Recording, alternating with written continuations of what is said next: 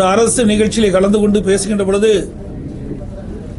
எடப்பாடி பழனிசாமி பிரத்தின் உச்சத்தில் இருக்கின்றார். தினந்தோறும் ஏதாவது ஒரு பொய்யான அறிக்கையை ஊடகத்தின் வாயிலாக பத்திரிகையின் வாயிலாக வெளியிட்டுக் கொண்டிருக்கின்றார் என்ற ஒரு கருத்தை சொல்லியிருக்கின்றார். அதுவும் தினந்தோறும் அவதூறு கருத்துக்களை எடப்பாடி பழனிசாமி கூறி வருகிறார் என்ற ஒரு கருத்தை சொல்லியிருக்கின்றார். என்ன அவதூறு கருத்து என்று இதுவரை எனக்கு தெரியவில்லை.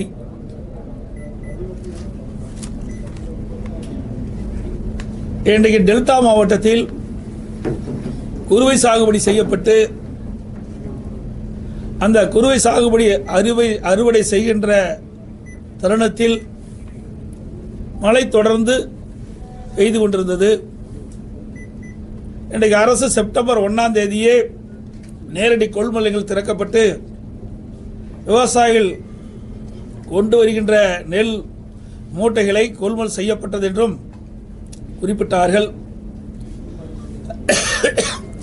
அப்படி தொடர்ந்து நேரடி கொள்முதல் செய்யப்பட்டிருந்தால் விவசாயிகள் சாலை ஓரமாக நெல்மணியை குவித்து வைக்க வேண்டிய அவசியம் இல்லாமல் இல்லை. அதேபோல திறந்த வெளியில் கொள்முதல் நிலையத்திற்கு எதிராகவே பல்லாயிரக்கணக்கான மூட்டை நெல்மணிகள் குவித்து வைத்திருந்தார்கள். தொடர் மழையின் காரணமாக அந்த நெல்மணிகள் எல்லாம் நனைந்து முளைத்து விட்டது. அந்த விவசாயிகள் கடுமையாக பாதிக்கப்பட்டார்கள். இதை சட்டமன்றத்திலே 7/10/2025 என்று கருதுகிறேன். அன்றைய தினம் உணவுத்துறை அமைச்சருடைய கவன ஈர்ப்பு தீர்மானம் மூலமாக அதிமுக சார்பாக கொண்டு வந்தேன். அப்பொழுது சட்டமன்றத்திலே டெல்டா மாவட்டத்தில் விவசாயிகள் உற்பத்தி செய்யப்பட்ட விளைவித்த நெல் மூட்டைகளை முறையாக நேரடி கொள்முதலிலே கொள்முதல் செய்யப்படவில்லை. இதனால் விவசாயிகள் கொண்டு வந்த நெல் மூட்டைகள் வெளியிலே அடுக்கி வைக்கப்பட்டிருக்கின்றன. நெல் மணிகள் திறந்த வெளியிலே குவியலாக வைத்திருக்கின்றார்கள். மழையின் காரணமாக அந்த நெல்மணிகள்லாம் முளைத்து விவசாயிகள் பாதிக்கப்பட்டிருக்கின்றார்கள். ஆகவே உடனடியாக திமுக அரசாங்கம் போர்க்கால அடிப்படையில் விவசாயிகள் திறந்த வெளியிலே குவித்து வைக்கின்ற நெல்மணிகளை கொள்முதல் செய்ய வேண்டும் என்று வலியுறுத்தினேன். அப்பொழுது உணவு அமைச்சர் பதில் சொல்லுகின்ற பொழுது, நாங்கள் தினந்தோறும் ஒரு நாளைக்கு 2000 மூட்டை கொள்முதல் செய்கின்றோம், விடுமுறையான ஞாயிற்றுக்கிழமையும் கொள்முதல் செய்து கொண்டிருக்கின்றோம் என்ற கருத்தை சொன்னார். 17/10/2020 கவன ஈர்ப்பு தீர்மானம் 17/10/2020 கவன ஈர்ப்பு தீர்மானத்தில் சட்டமன்றத்தில் பேசினது. அப்படி 2000 மூட்டை கொள்முதல் செய்யப்பட்டிருந்தால் விவசாயிகள் கொண்டு வந்த அனைத்து நெல் மூட்டைகளிலும் கொள்முதல் செய்யப்பட்டிருக்கலாம். அதோடு நான் அறிக்கையின் வாயிலாக வெளியிட்டேன். அதற்கு நடவடிக்கை எடுக்கவில்லை. பிறகுதான் 21ஆம் தேதி 10ஆம் மாதம் 21ஆம் தேதி நேரடியாக டெல்டா மாவட்டத்திற்கு சென்றேன். அங்கே தஞ்சை மாவட்டம், திருவாரூர் மாவட்டம், நாகப்பட்டினம் மாவட்டம், மயிலாடுதுறை போன்ற மாவட்டங்களுக்கு நேரடி கொள்முதலுக்கு சென்று அங்கே பார்வையிட்ட பொழுதுதான் விவசாயிகள் கண்ணீரும் கவனமாக எங்களுடைய வயலில் விளைவித்த நெல் மணிகளெல்லாம் திறந்த வெளியிலே கொட்டி இன்றைக்கு மழையிலே நனைந்து முளைத்து வீணாகிக் கொண்டிருக்கின்றது. என் கண் முன்னாடியே எங்கள் கண் எதிரே இன்றைக்கு நெல் மணிகள்லாம் முளைத்து பெரும் நஷ்டத்துக்கு நாங்கள் உள்ளாயிருக்கணும் என்ற கருத்தை சொன்னார்கள். அப்பொழுது நான் அவரிடத்தில் கேட்டேன், எவ்வளவு நாட்களாக நேரடி கொள்முதல் கொள்முதல் செய்யவில்லை என்று கேட்கின்ற பொழுது சுமார் 15 நாட்களாக நேரடி கொள்முதல்களில் கொள்முதல் செய்யப்படவில்லை. அப்படி கொள்முதல் செய்யப்பட்ட காலகட்டத்திலும் 600 மூட்டைக்கு மேல் எந்த நேரடி கொள்முதல் செய்யவில்லை என்ற கருத்தை சொன்னார்கள். அதோட சணல் சாக்குகள் இல்லை என்றும் அந்த நேரடி நெல் கொள்முதலத்தில் இருக்கின்ற அடுக்கி வைக்கப்பட்டிருக்கின்ற நெல் மூட்டைகளை எடுத்து செல்வதற்கு போதுமான லாரிகள் இல்லை, லோட்மேன் இல்லை. இப்படி இருக்கின்ற காரணத்தினாலே தான் விவசாயிகள் கொண்டு வரப்பட்ட நெல் மூட்டைகளை அவர்கள் கொள்முதல் செய்யாத ஒரு அவலநிலை ஏற்பட்டது. அதைத்தான் சுட்டிக்காட்டினேன். இதில் என்ன அவதூறு செய்திருக்கிறது என்று எங்களுக்கு தெரியவில்லை. அதோட துணை முதலமைச்சர் டெல்டா மாவட்டத்துக்கு சென்றார். நாங்கள் கூட பரவாயில்ல, டெல்டா மாவட்டத்துக்கு செல்றாரு, விவசாயிகளுடைய பிரச்சனைலாம் தீர்ப்பார், விவசாயிகளுடைய கருத்தை கேட்பார், நேரடி கொள்முதல் நிலையத்துக்கு செல்வார் என்றெல்லாம் நான் எதிர்பார்த்தேன். ஆனால் அங்கேயெல்லாம் போகல. உடனே ரயில்வே ஸ்டேஷனுக்கு போய் சரக்கு ரயிலில் அங்கே கொடியை அசிச்சுட்டு வந்துட்டார். ஏற்கனவே டெல்டா மாவட்டத்தில் கொள்முதல் செய்யப்பட்ட நெல் மூட்டைகள் எல்லாம் சரக்கு ரயிலில் 20 நாட்களாக சென்று கொண்டு இருக்கின்றது. ஆனால் விவசாயிகளை சந்திக்க அவர்கள் மனமில்லா காரணத்தினாலே அங்கே நேரடி கொள்முதலுக்கு சென்று விவசாயிகளை சந்தித்தால் ஏதாவது பிரச்சனை ஏற்படும் என்ற அச்சத்திலே விவசாயிகளை சந்திக்காமலே இன்று தமிழக துணை முதலமைச்சர் சென்று விட்டார். அதற்கு பிறகு முதலமைச்சர் ஸ்டாலின் அவர்கள் கிட்டத்தட்ட 30 நாட்கள் முன்பாக நடவு செய்த நெற்பயிரெல்லாம் கனமழையின் காரணமாக நீரிலே மூழ்கி சேதமடைந்து விட்டது. சேதமடைந்த அந்த அழுகிய பயிர்கள் எல்லாம் ஒரு ரயிலில் வச்சு கொண்டாந்து காட்டுறாங்க. எப்படிப்பட்ட முதலமைச்சர்! இந்தியாவிலே இப்படிப்பட்ட முதலமைச்சர் எந்த மாநிலத்திலும் இல்லை. விவசாயிகள் பாதிக்கப்படுகின்ற விவசாயிகளை நேரடியாக சென்று ஆறுதல் கூறவில்லை. அங்கே திறந்த வெளியிலே அடுக்கி வைக்கப்படுகின்ற மூட்டைகளையும் நெல்மணிகளையும் கொள்முதல் செய்வதற்கு மனமில்லை. இதனால் பெரும் நஷ்டத்துக்கு விவசாயி உள்ளாகிறார். இதையெல்லாம் கவனத்திலே கொள்ளாத ஒரு ஆட்சி தான் திமுக ஆட்சி என்பதை நேரத்திலே சுட்டிக்காட்ட விளைகின்றேன். அதோட நேற்றைய தினம் ஒரு கருத்தை சொல்லியிருக்கின்றார். திராவிட முன்னேற்ற கழக ஆட்சியில் தான் ஒவ்வொரு ஆண்டும் சராசரியாக 42 லட்சம் மெட்ரிக் டன் இன்றைக்கு கொள்முதல் செய்யப்பட்டதாக ஒரு பச்சை பொய்ய சொல்லியிருக்கிறார். திராவிட முன்னேற்ற கழக ஆட்சிக்கு வந்த பிறகு உணவு மானிய கோரிக்கை நடக்கின்ற பொழுது அந்த கொள்கை விளக்க குறிப்பில் குறிப்பிட்டது. அதை நான் ஊடகத்தின் வாயிலாக இந்த நேரத்தில் தெரிவிக்க விரும்புகிறேன். 2022-23 ஆண்டு கொள்கை விளக்க குறிப்பு அதில் 105-106 பக்கம் 31/3/2022 வரை 29,48,000 மெட்ரிக் டன் தான் கொள்முதல் செஞ்சிருக்கிறாங்க. 2023-24 வருடம் பக்கம் 80 அந்த உணவு மானிய கோரிக்கையில் கொள்கை விருப்பில் பக்கம் 80 31/3/2023 வரை 29,40,000 மெட்ரிக் டன் தான் கொள்முதல் செஞ்சிருக்கிறாங்க. 24-25 ஆண்டு கொள்கை விளக்க குறிப்பு பக்கம் எண் 101 31/3/2024 வரை 28.26 லட்சம் மெட்ரிக் டன் தான் கொள்முதல் செஞ்சிருக்கிறாங்க. 25-26 ஆண்டு பக்கம் எண் 106 31/3/2025 வரை 28,30,000 மெட்ரிக் டன் தான் கொள்முதல் செஞ்சிருக்கிறாங்க. மொத்தமாக 1,15,49,000 மெட்ரிக் டன் தான் கொள்முதல் செஞ்சிருக்கிறாங்க. அப்படி என்றால் எப்படி ஆண்டுக்கு 42 லட்சம் மெட்ரிக் டன் கொள்முதல் செய்ய முடியும்? அத்தனையும் பொய். எல்லாம் விளம்பர மாடல் அரசு என்பது நிரூபணமாகிவிட்டது. ஆக திராவிட முன்னேற்ற கழக ஆட்சியில் உணவுத்துறை மானிய கோரிக்கையின் போது அந்த கொள்கை விளக்க குறிப்பில் குறிப்பிட்டது உண்மையா? அந்த உணவு அமைச்சர் தெரிவிக்கப்பட்டது உண்மையா? அல்லது நேற்றைய தினம் தென்காசியில் நடைபெற்ற அரசு நிகழ்ச்சியில் முதலமைச்சர் குறிப்பிட்டது உண்மையா? அதை இந்த முதலமைச்சர் விளக்க வேண்டும். இது புள்ளிவரத்தோட அவர்கள் குறிப்பிட்ட இந்த ஆட்சியில் உணவுத்துறை மானிய கோரிக்கையில் அவர்களது உணவு அமைச்சர் சட்டமன்றத்தில் கொள்கை விளக்க குறிப்பை தாக்கல் செஞ்சிருக்கிறார். அதில் இந்த குறிப்பை எடுத்து நான் உங்களிடத்தில் விளக்கி சொல்லிக்கின்றேன். ஆக இப்படி மக்களை ஏமாற்றி விவசாயிகளை ஏமாற்றுகின்ற அரசு தான் விடியா திமுக அரசாங்கம். அதோட இன்னைக்கு பார்த்தீங்கன்னா திருச்சியில் இன்னைக்கு முதலமைச்சர் சொல்றாரு அவதூறு செய்யணும். உங்கள் பத்திரிகையிலையும் ஊடகத்திலையும் இந்த நேரடி கொள்முதல் நிலையத்தில் அடுக்கி வைக்கப்படுகின்ற இந்த அரசு கொள்முதல் செய்யப்பட்டு நேரடி கொள்முதல் நிலையத்தில் முளைத்த அந்த நெல்மணிகள்லாம் காட்டினீங்க. மூட்டைகள் எல்லாம் முளைச்சி போனதெல்லாம் காட்டினீங்க. அதோட திறந்த வெளியில் விவசாயிகள் குவித்து வைக்கின்ற நெல்மணிகள்லாம் முளைத்த செய்தியெல்லாம் காட்டினீங்க. அப்படின்னா அந்த செய்தியின் அடிப்படையில் தான் நான் போய் டெல்டா மாவட்டத்தெல்லாம் பார்வையிட்ட விவசாயிகளை சந்தித்தேன், நேரடி கொள்முதல் சொன்னேன். அப்படின்னு இந்த வர செய்தியெல்லாம் பொய்யான செய்தியா? இதெல்லாம் அவதூறான செய்தியா? அப்படித்தானே முதலமைச்சர் என்றுகிறார். அதோட திருச்சியில் இன்றைக்கு இந்த பத்திரிகை தினமலர் பத்திரிகையில் வந்திருக்குது. இன்றைய தினம் திருச்சியில் கொள்முதல் செய்யும் சாலையை தேங்கி கிடக்குது. 1 கிலோமீட்டருக்கு நெல் தேங்கி கிடக்குது.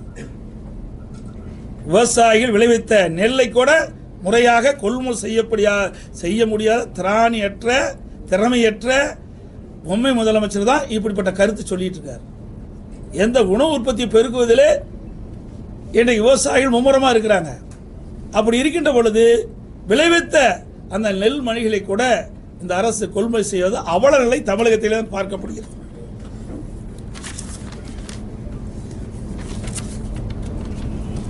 அதோட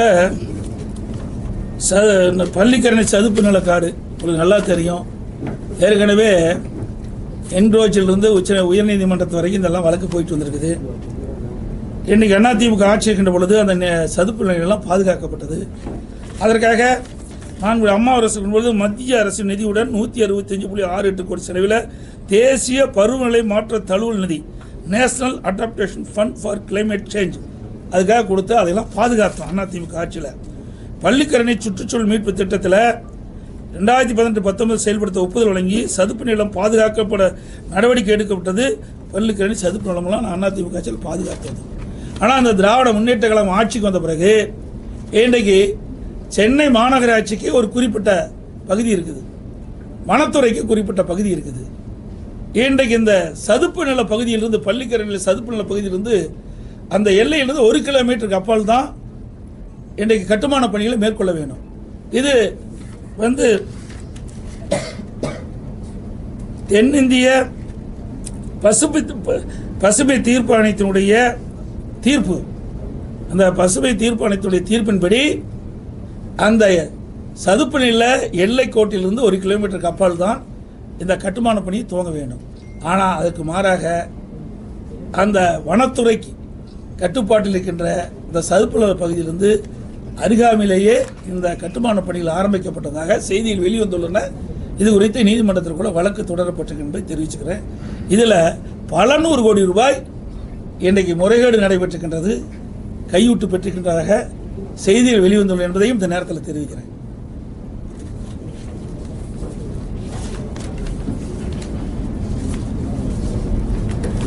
அப்புறம் இன்னொன்று, சார் என்றாலே திமுகவுக்கு அலர்ஜி. உங்களுக்கு நல்லா தெரியும் எந்த சாரு நீங்களே முடிவு பண்ணிங்க. எஸ்ஐஆர் என்ற வார்த்தை கேட்டாலே திமுகவுக்கு இன்னைக்கு ஒரு அதிர்வு ஏற்படுகின்றது, அதிர்ச்சி ஏற்படுகின்றது. இதில் என்ன தவறு இருக்குது எனக்கு தெரியல. நீங்கள் பார்த்தீங்கன்னா அதிமுக சார்பாக நீதிமன்றத்துக்கு சென்று இன்றைக்கு ஆர்கே நகரில் மட்டும் நீதிமன்றத்துக்கு சென்று 31,000 வாக்குகளை நாங்கள் நீக்கியிருக்கிறோம். பல முறை சம்பந்தப்பட்ட அதிகாரிகளுக்கு இறந்தவர்கள் பட்டியல், அதே போல் அங்கே குடியிருப்பில் இல்லாமல் இருக்கின்றவர்கள் பட்டியலாம் கொடுக்கப்பட்டு முறையாக விசாரிக்கவே இல்லை. நீதிமன்றத்துக்கு சென்று தான் அந்த நீதிமன்ற தீர்ப்பின்படி 31,000 பேர்களை நீக்கியிருக்கிறோம். அதே போல் கரூரில் இதே போல் நீதிமன்றத்தின் மூலமாக 10,000 வாக்குகளை நீக்கியிருக்கிறோம். நீங்கள் 2023 ஈரோடு கிழக்கு சட்டமன்ற தேர்தலில் பார்த்தீங்களா, அந்த குடிசை மாற்று வாரியத்தில் இருக்கிற வீடுகளை இடிக்கப்பட்டு விட்டது. இங்கே யாருமே குடியில்லை, அங்கே குடியிருப்பதாக வாக்காட்பட்டியில் வாக்கால் இடம்பெற்றிருக்கிறாங்க. அதை நீக்க வேண்டும். அங்கே இருக்கிற மாவட்ட ஆட்சித்தலைவர் சம்மந்தப்பட்ட அதிகாரி கொடுத்தா நீக்கல, இது வரைக்கும் நீக்கல, அப்படித்தான் இருக்குது. ஆக இப்படிப்பட்ட நிலைமையெல்லாம் மாற வேண்டும். தகுதியான வாக்காளர்கள் வாக்களிக்க வேண்டும். அது எங்களுடைய நிலைப்பாடு. இதில் என்ன பிரச்சனை கேட்டு தெரியல. ஏன்னா எல்லா இடத்திலையுமே இன்றைக்கி மாநகராட்சியிலிருந்து தமிழ்நாடு முழுவதும் 234 தொகுதிகளும் இறந்தவர்கள் வாக்குகளை நீக்கப்படவில்லை. இன்றைக்கு நீங்கள் பார்த்தீங்கன்னா எங்களுடைய எடப்பாடி சட்டமன்ற தொகுதியில் கூட நீக்கவர்கள் பட்டியலை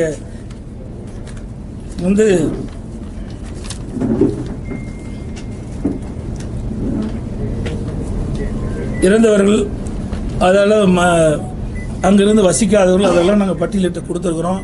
சுமார் 8,000 பேர் அது இருப்பதாக நாங்கள் எங்களுடைய PL2 நிர்வாகிகள் கணக்கெடுத்து கொடுத்துருக்குறாங்க.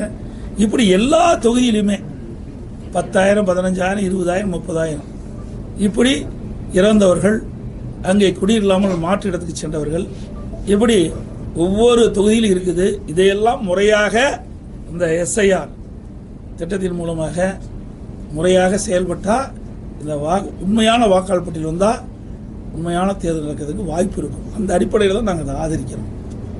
இது ஆளுங்கட்சி, திமுக கட்சி ஆளுங்கட்சி. நாங்கள் தான் பயப்படணும், அது பயப்பட வேண்டிய அவசியமே இல்லை.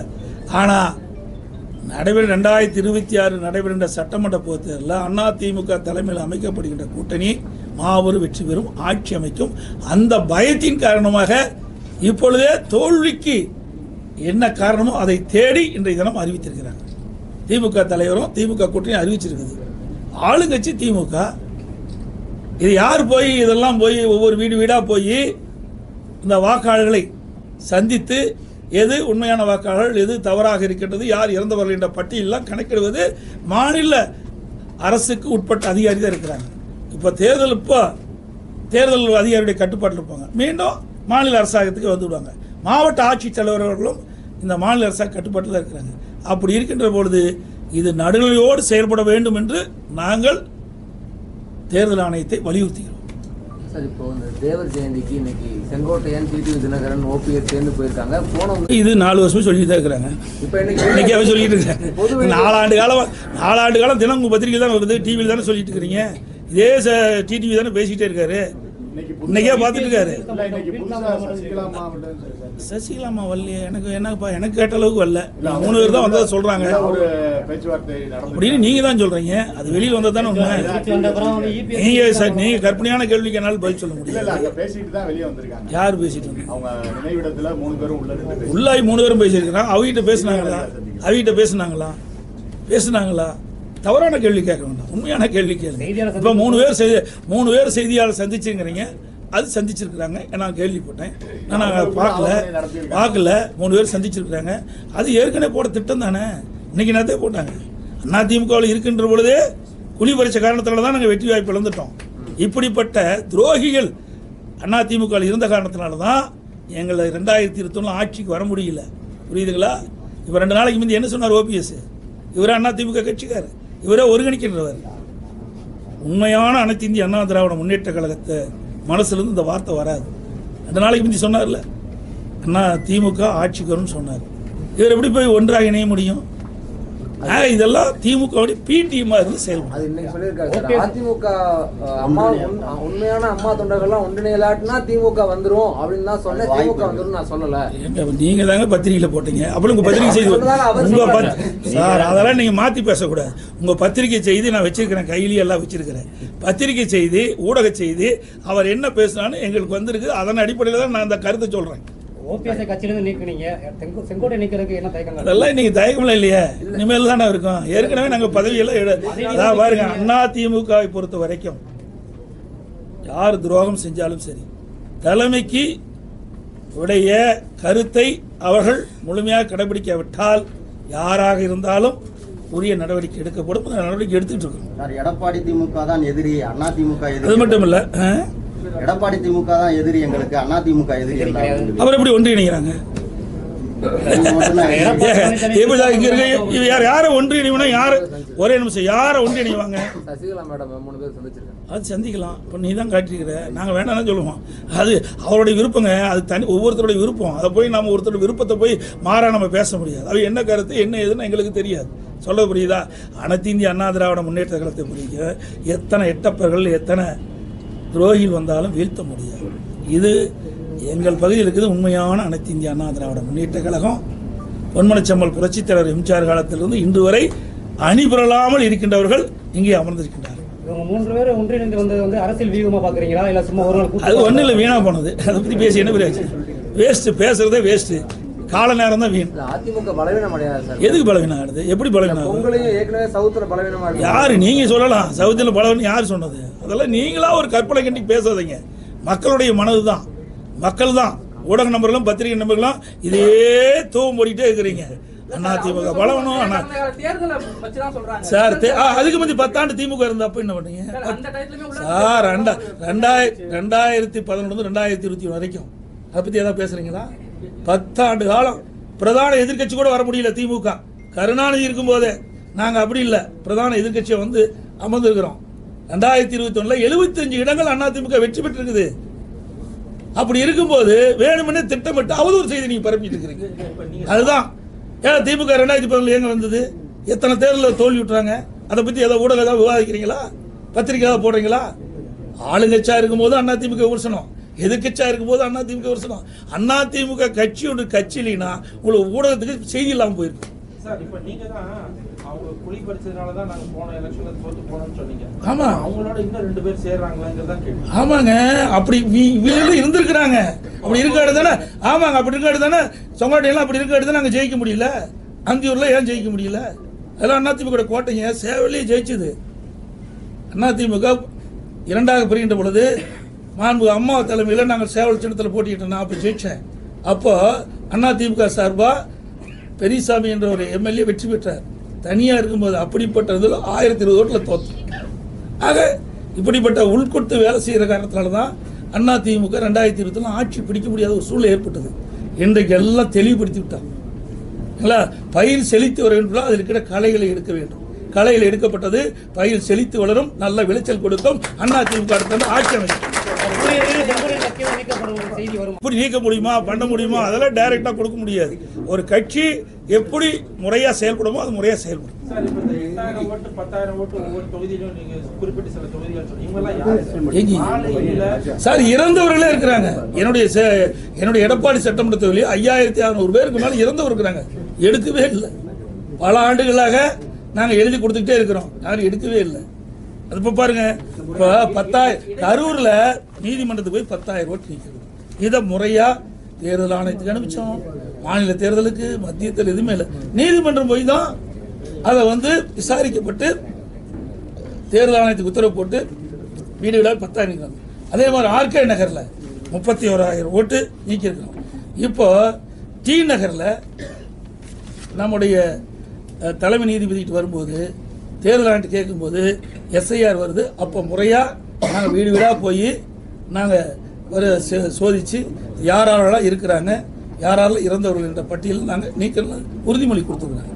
இப்படி எல்லா தொகுதியிலுமே இப்போ அனைத்து இந்திய அண்ணா திராவிட முன்னேற்ற கழகத்தின் சார்பாக சேர்த்தல் நீக்கல் பட்டியலை கொடுத்துருக்குறோம்.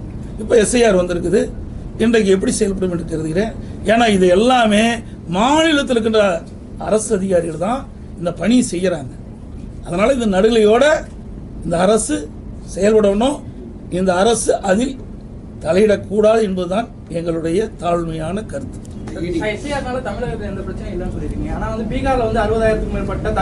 தமிழ்நாட்டை பத்தி கேளுங்க. நான் தமிழ்நாட்டில் சார் அங்க நேர்மை நீங்க எப்படி தப்புன்னு கண்டுபிடிச்சீங்க? தப்புன்னு கண்டுபிடிச்சா நீதிமன்றத்துக்கு போனாங்கல்ல, ஏன் நீதிமன்றம் சொல்லல? நீதிமன்றத்தில் வழக்கு போட்டாங்கல்ல, வழக்கில் நீதிமன்றம் உச்ச நீதிமன்றம் அதாவது சொல்லி இருக்கணும்ல. இது தவறான கருத்து. நான் தமிழ்நாட்டில் இருக்கிற நடக்கின்ற சம்பவத்தை பற்றி தான் நான் சொல்றேன். ஒவ்வொரு தொகுதியிலையும் நிறைய இருக்குது. நாங்கள் எல்லாம் பட்டியல் போட்டு நீங்கள் அனைத்து இந்திய அண்ணா திராவிட முன்னேற்ற கழகத்தினுடைய PLA2 நியமிக்கப்பட்டவர்கள்லாம் அந்த பட்டியலை அந்தந்த மாவட்ட ஆட்சியிட்ட கொடுத்துருக்குறோம்.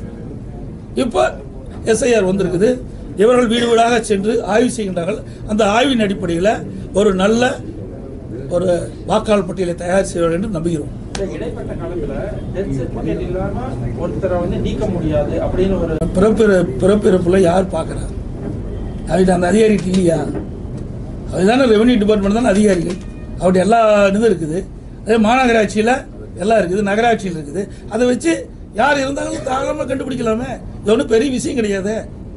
என்ன ஒரு இடத்துல ஒரு 1000 ஓட்டு 1500 ஓட்டு இருக்குது. இப்போ தேர்தல் நடக்கும்போது ஸ்லிப் கொடுக்க போகிறாங்க. 3 நாளில் ஸ்லிப் கொடுத்துட்றாங்க நேரடியாக வாக்காளர் பார்த்து.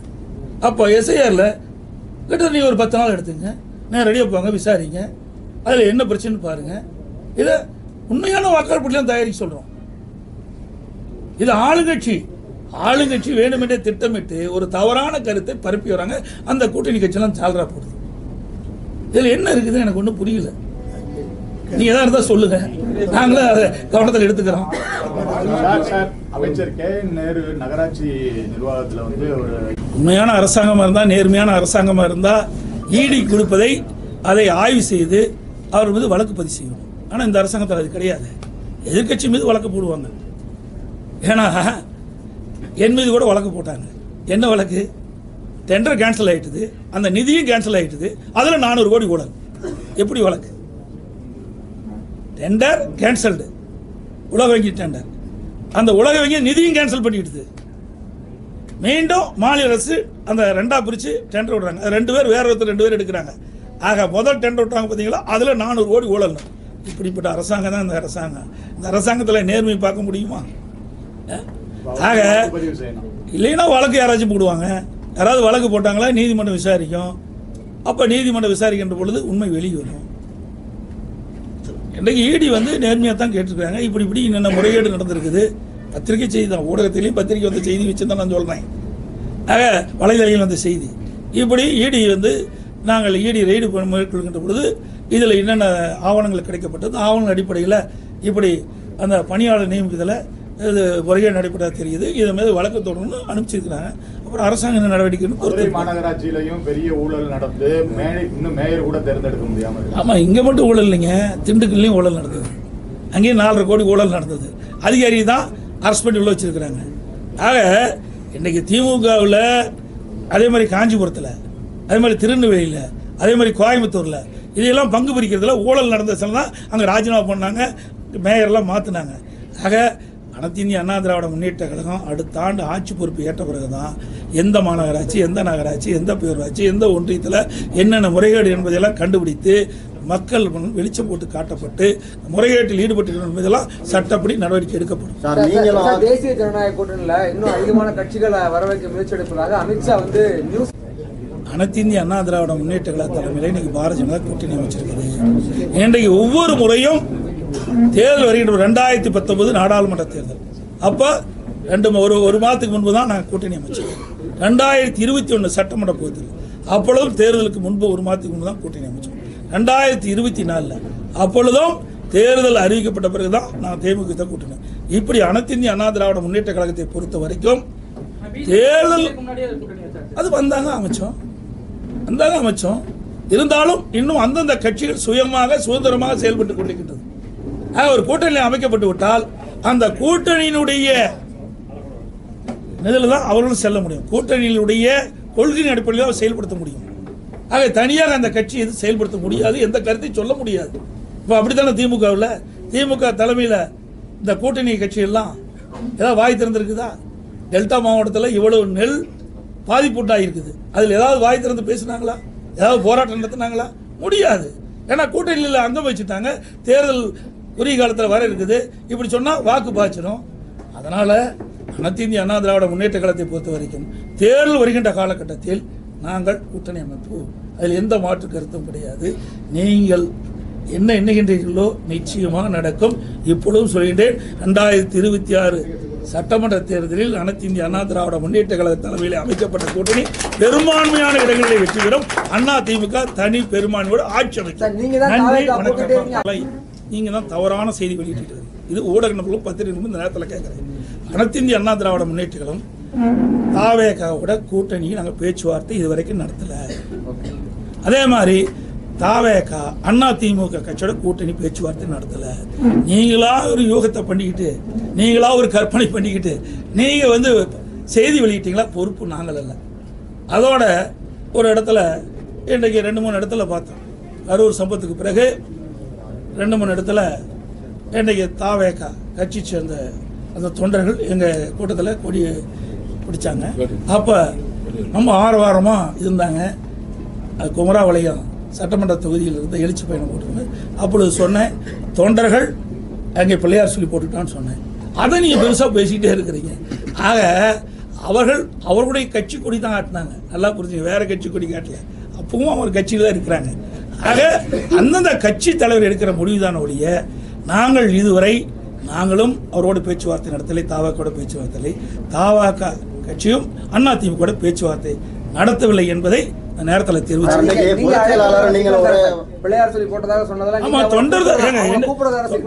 அப்படி கிடையாது. தொண்டர் ஏங்க உங்க வீட்டில் ஒரு விருந்தாளி வராங்க, விருந்தாளி என்ன சொல்லுவீங்க? போப்ப வெளியின்னு சொல்லுவீங்களா?